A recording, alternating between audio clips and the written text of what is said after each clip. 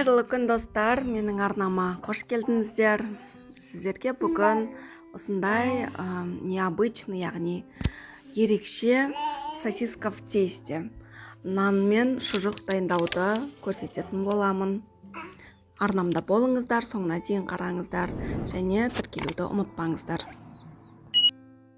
Әуелгіге ыдысымызға жылы сүтімізді құйып аламыз және оған тұз 1 қасықтай, қант 2 қасық және дрожж саламыз. Міндетті түрде бір 5-10 минутқа қойып қоямыз. Кішкене көбігі шыққанша, міне көбігі пайда болды. Енді осыған ұнымызды саламыз. Ұн менде осы жерден електен өткізіп саламын қазір. 600 граммдай болып қалады ұн, одан да көп болуы мүмкін. Қазір толық айта кетемін.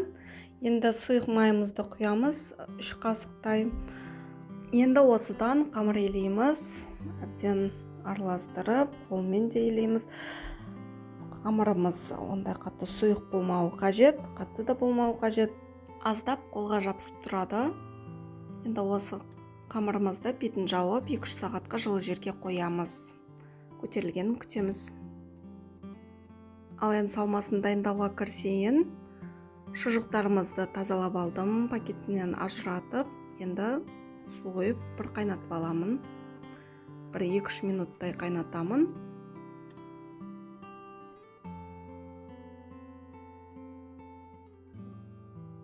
Ал қамырымыз көтерілген тәріздес. Жақсы көтерілген екен. Енді қамырымызды үстелімізге салып, 2-ге бөліп аламын кесіп. Жартысынан мен қуырылған сосиска в тесте жасаймын. Екінші жартысынан кәдімгі пешке пісірілген жасаймын. Міне мен пешке дайындап жатырмын. Осылайша домалақтап алдым 5-6 күлше нанымды. Міндетті түрде соңына дейін қараңыздар, бұл ерекше түрі. Сол себепті сіздермен бөліскім келді. Алдымен күлшемізді жайып аламыз. Сосын салмасын салып, шұжығымызды салып, айналдырамыз күлшемен бірге. Енді пышақпен ортасынан тереңде болып бір кесеміз, және екі жағынан да бірдей ара қашықтықта кесеміз. Ары қарай видеодағыдай жасаймыз. Оң жағдағысын, төмендегісін айналдырып, және сол жағдағысында айналдырып, осындай пішінге әкелеміз.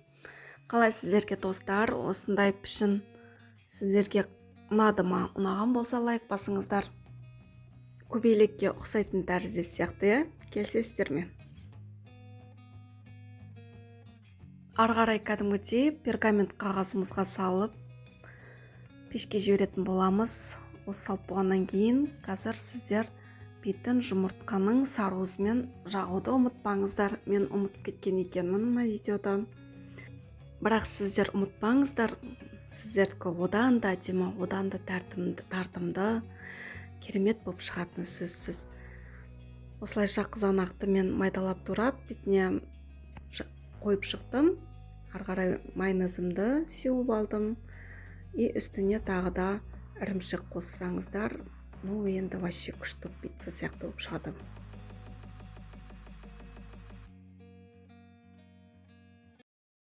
180 градуста 30-35 минут пісіріп аламыз, достар. Қызарғанша қарап отырғанымызда жөн болар әрине. Ал мен қуырылған сосиска жасауға кірісіп жатырмын. Алдымен қамырымды осылай 4 бұрышты қылып жайып алдым. Және жолақтарға кесіп аламын. Міне осы жолақтарды қазір шұжығымызға айналдырып байлайтын боламыз. Сонымен қатар жолақтарды мынандай осындай жгут деп айтады ғой, орысша. Жгут тәріздес қып айналдырып, осылайша да сосискамызды орауға болады. Егер сіз жгуттың қазақшасын білетін болсаңыз, комментарияда қалдырсаңыз болады. Мен мысал білмейді екенмін.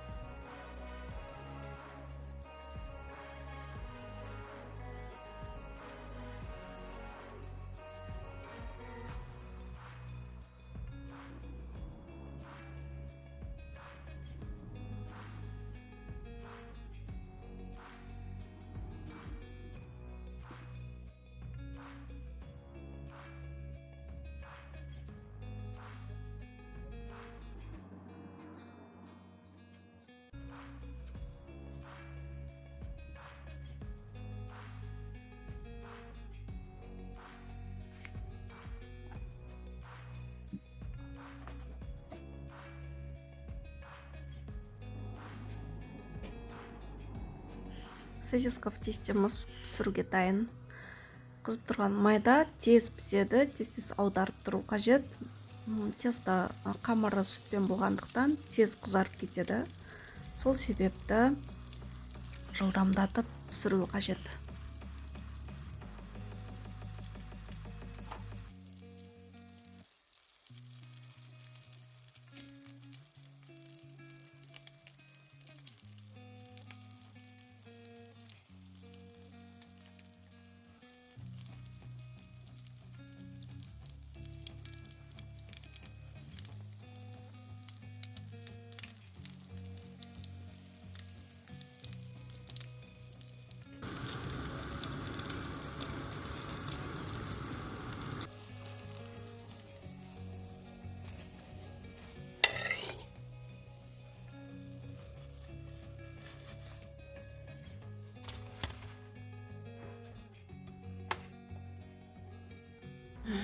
Ал міне достар, бәрі де дайын.